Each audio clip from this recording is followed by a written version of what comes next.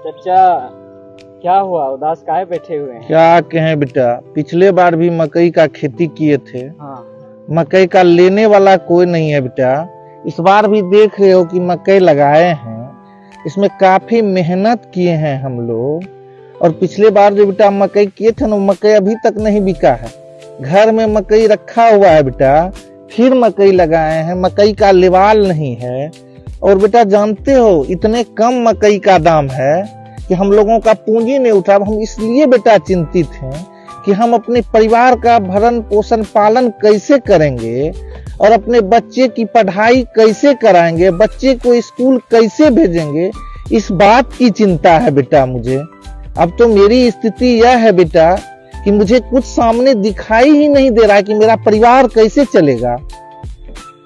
तब चाचा ये बताइए, ये बात सरकार तक पहुंचनी चाहिए कि नहीं, मक्के का रेट बढ़ाने के लिए? बेटा ये जो कोसी का क्षेत्र है, सीमांचल का क्षेत्र है, यहाँ मक्के की खेती हम किसानों की मुख्य रोजी रोटी का साधन है।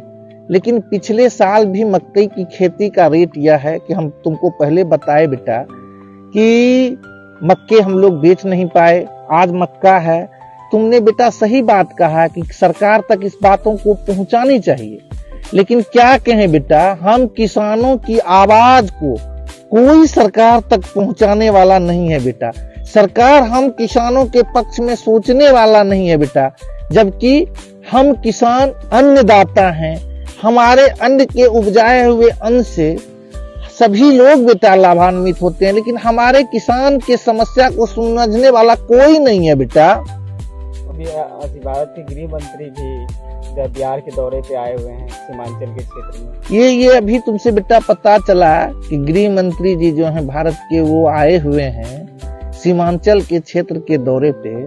तो हम लोगों और खास करके मीडिया बंधुओं से इस बात की गुजारिश करते हैं बेटा कि सीमांचल की समस्या को गृह मंत्री तक पहुंचाएं, जिससे कि हम जैसे किसानों का बाल बच्चा पढ़ सके, हम जैसे किसानों के यहाँ खुशहाली आ सके, हम जैसे किसानों के बच्चे भी अच्छे स्कूल जा सकें और मक्के के रेट का निर्धारित मूल्य किया जाए और सरकार के स्तर से मक्के की खरीदारी की जाए।